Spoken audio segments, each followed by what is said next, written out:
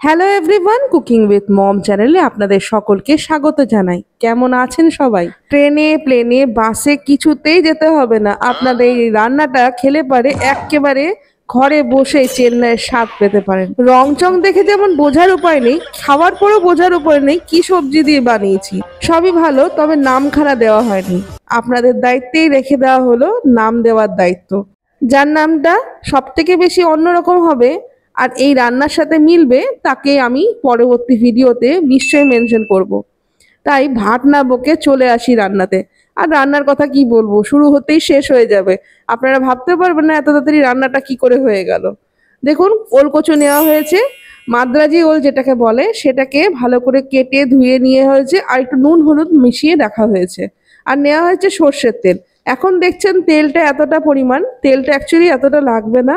আমি একটু ভাজার জন্য বেশি করে তেল দিয়েছিলাম। এই তেলটা দেওয়ার ফলে কি হবে, ওলটা সেদ্ধ হয়ে যাবে আর ভাজাটাও খুব ক্রাঞ্চি হবে।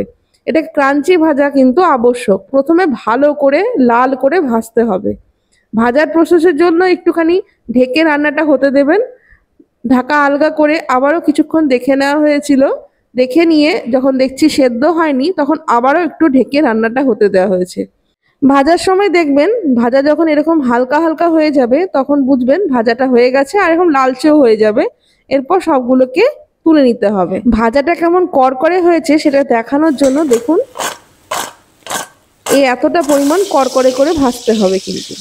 এরপরে আসি পরের স্টেপে কলাইয়ের ডাল নেওয়া হয়েছে, সেটাকে উড়ুদ ডাল না কি বলে জানি না, যাই হোক কলাইয়ের ডাল আমরা বলি। ওটাকে ভালো করে ভেজে নেওয়া হলো, সাথে দেওয়া হলো গোটা ধনে 1 চামচ, গোলমরিচ 1 চামচ, আর জিরে 1 চামচ। গোলমরিচের পরিমাণটা আপনারা কমও দিতে পারেন যদি ঝাল না খান। দিয়ে একটু ভেজে নেওয়া হলো, আর সাথে দেওয়া হলো 2 থেকে 3টে শুকনো লঙ্কা। এই রান্নাতে কিন্তু শুকনো লঙ্কাই ব্যবহার হবে। এরপরে দেওয়া হলো মেন ব্রহ্মাস্ত্র, যেটা চেন্নাই যেতে সাহায্য করবে।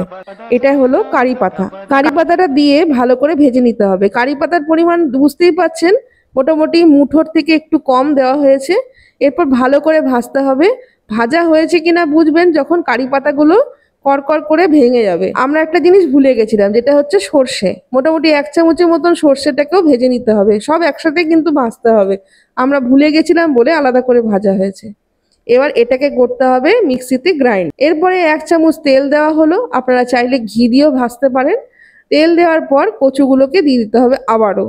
দেওয়ার সময় একটু ছিটকে গেছিল, তাই ক্যামেরাম্যান পালিয়েছিল, মানে আমি পালিয়ে গেছিলাম। যাই হোক, দিয়ে একটু ভাজাভাজি করা হলো। ভাজা হয়ে গেছে, আবারও একটু ভেজে নেওয়া হলো, জাস্ট মশলাগুলো মেশাবার জন্য। এরপরে আগের থেকে বেটে রাখা মশলাটা দিয়ে দেওয়া হলো, দিয়ে সামান্য পরিমাণ লবণ দিয়ে ভালো করে মাখিয়ে নিতে হবে। এই রান্নাটা করতে করতে একটা জিনিস আমার মনে পড়ে গেল। অনেক বছর আগে দিদা একবার কস্তুরি মেথি পাতা আর কারি পাতা সব একসাথে করে একটা কিছু রান্না করেছিল। তখন আমি রান্নাটা খেয়ে কমেন্ট করেছিলাম যে দিদা, মনে হচ্ছে গুজরাট আর চেন্নাইয়ের মধ্যে দ্বন্দ্ব চলছে।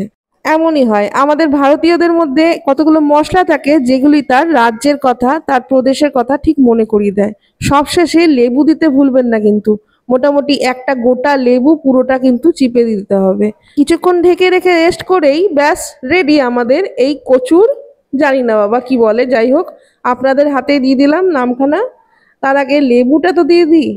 দারুণ খেতে হয় কিন্তু, আমি গ্যারান্টি সহকারে বলছি, যদি একবার রান্না করেন আমি জানি আপনারা কমেন্ট করতে বাধ্য হবেন। চাইলে এই কচুটাকে সেদ্ধ করেও করতে পারেন, তবে দেখবেন যেন মশলাগুলো ঠিকঠাক পড়ে।